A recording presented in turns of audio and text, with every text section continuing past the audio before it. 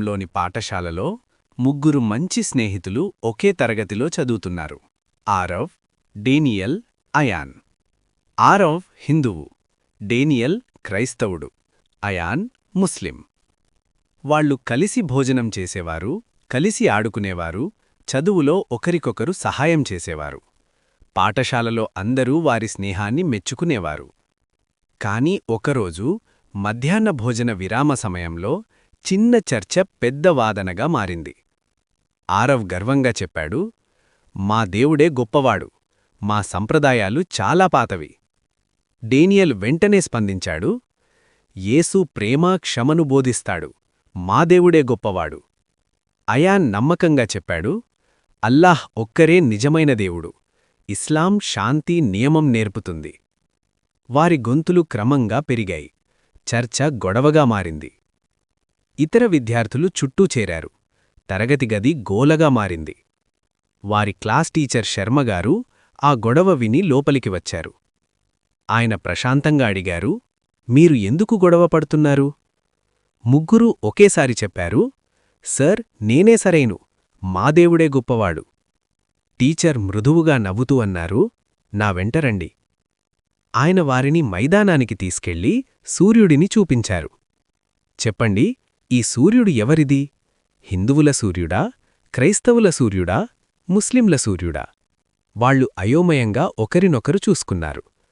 "అది అందరిదీ సార్" అని సమాధానమిచ్చారు.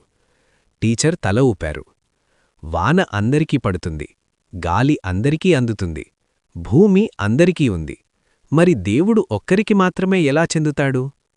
ముగ్గురు నిశ్శబ్దంగా నిలబడ్డారు. టీచర్ మళ్లీ చెప్పారు, "దేవుడు ఒక్కరే, మనం ఆయనను వేరువేరు పేర్లతో పిలుస్తాం. మార్గాలు వేరు కావచ్చు, కాని గమ్యం ఒక్కటే, ప్రేమ, దయ, మానవత్వం." ఆయన అయాన్ వైపు చూసి అడిగారు, "రమజాన్ దగ్గర్లోనే కదా?"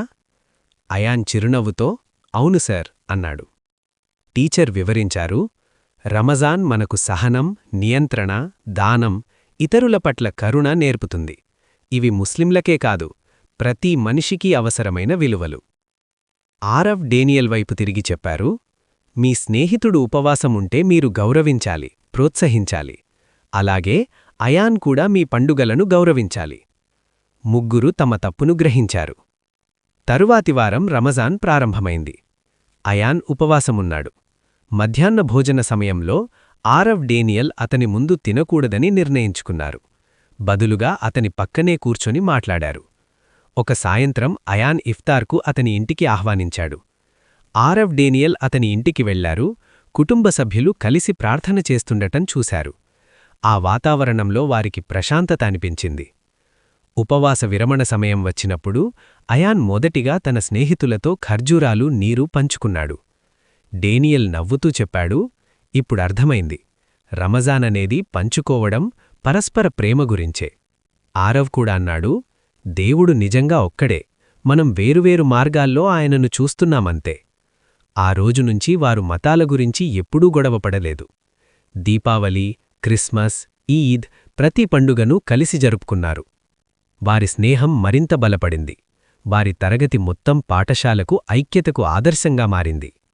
నీతి: దేవుడు ఒక్కరే, మనం ఆయనను వేరువేరు పేర్లతో పిలుస్తాం. మతం మనకు ప్రేమ నేర్పుతుంది, విభజన కాదు. ప్రతి సంస్కృతిని గౌరవించాలి, ఎవరి విశ్వాసాన్ని తక్కువగా చూడకూడదు. ఐక్యత, మానవత్వం ఏ వాదన కన్నా గొప్పవి.